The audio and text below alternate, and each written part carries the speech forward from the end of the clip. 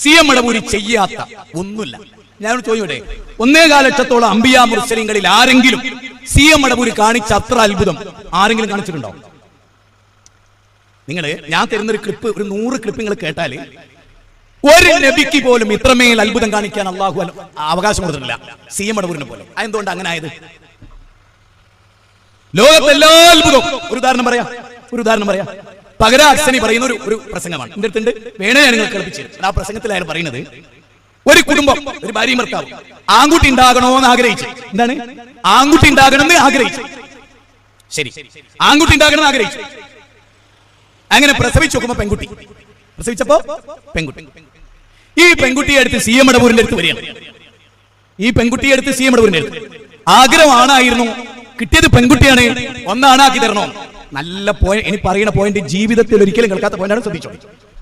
Extra point ആണ്, ശ്രദ്ധിച്ചോളൂ, നല്ലോണം ശ്രദ്ധിച്ചോളൂ. നിങ്ങൾ ഭാഗ്യവാന്മാരായി ഇരിക്കുന്നവര്. അത്രയും വലിയൊരു പോയിന്റ് ആയി പറയാൻ പോകുന്നത്. ഈ പെൺകുട്ടിയാണ് ആൺകുട്ടി ആവണം. അപ്പൊ അദ്ദേഹം പറഞ്ഞ് പോയിക്കൊള്ളും. വീട്ടിൽ കയറുമ്പോ ഇത് ആൺകുട്ടിയില്ല.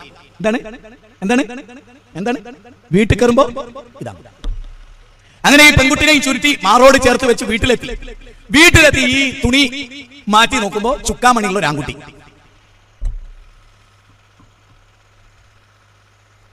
മനസ്സിലായല്ലേ? ഇനി ഞാൻ പറയുന്നത് ശരിക്കും ചിന്തിക്കേ. ഈ CM മടവൂർ എന്ന് പറഞ്ഞ ഒരു മുസ്ലിം ആയിരുന്നു എങ്കിൽ ഒരു മുസ്ലിം എന്താ ശരിക്കും പറയണ്ടേ? അതാണ് പോയിന്റ് കേട്ടോ. ശരിക്കും എന്താ പറയണ്ടേ? ഈ കുടുംബത്തോട് ചോദിക്കേണ്ടത്, നിങ്ങൾ ജാഹിലിയത്തിലാണോ ജീവിക്കുന്നത്?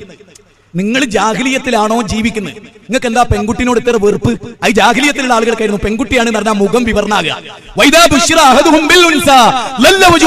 നോക്കൂ, അല്ലാഹു ഖുർആനിൽ പറയാണ്, ഒരു പെണ്ണാണ് എന്ന് പറഞ്ഞാൽ വലിയ സങ്കടക്കാരായിരുന്നു ജാഹിലികളായ വിവരമില്ലാത്ത അറേബ്യക്കാർ. ശരിക്കും CMന്റെ അടുത്ത് ഇവരെ കൊണ്ടുവരുമ്പോ CM ചോദിക്കേണ്ടത് എന്താ? നിങ്ങൾ എന്താ അബൂജഹലിന് പഠിക്കുക? പെണ്ണിനെ കണ്ടാ വിഷമം തോന്നുക ജാഹിലിയത്തിലുള്ളവർക്കാണ്, ഈമാനുള്ളവർക്ക് തോന്നൂല.